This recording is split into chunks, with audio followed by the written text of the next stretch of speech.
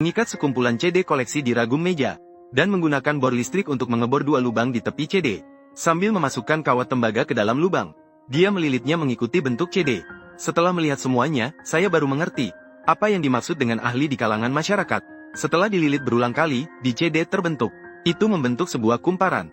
Setelah diuji, ketika terhubung dengan kumparan CD, alat ukur menunjukkan adanya tegangan. Apa sebenarnya operasi ajaib ini? Untuk membuat pengujian lebih akurat, pria itu juga menyiapkan sebuah motor kecil. Untuk melakukan pengujian kedua, dapat ditemukan. Setelah menghubungkan kabel dengan kawat tembaga, motor segera mulai beroperasi.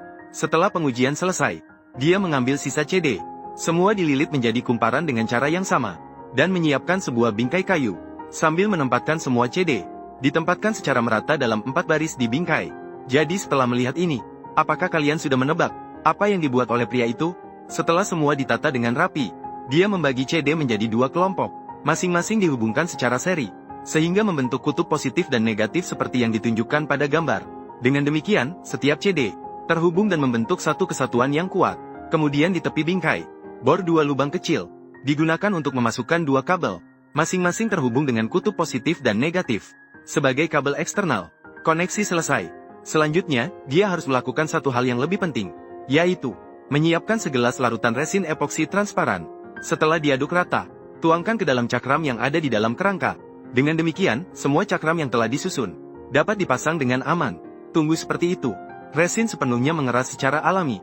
Lepaskan kerangka kayu, maka akan didapatkan sebuah papan kumparan cakram transparan.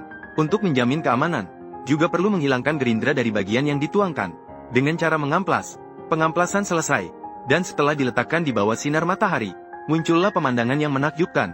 Dapat dilihat, ketika kedua kabel bersentuhan, seketika percikan api muncul, dan ketika menghubungkannya ke motor, motor juga melompat-lompat. Jadi, setelah melihat ini, semua orang seharusnya bisa melihat apa yang pria itu buat. Itu adalah sebuah panel surya buatan sendiri.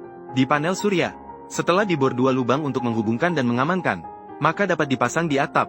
Untuk menguji efektivitas pembangkit listriknya, pasang di tiang penyangga, dan kencangkan dengan baut. Sambil menghubungkan satu set lampu untuk pengujian, dapat ditemukan, ketika bersentuhan dengan kabel, bola lampu langsung menyala. Dan saat menghubungkan satu lagi, lampu matahari dengan daya yang lebih besar, juga menyala dengan mudah. Harus mengagumi keterampilan pria yang luar biasa dan ide yang brilian. Jadi, untuk panel surya buatan sendiri ini, berapa nilai yang bisa diberikan?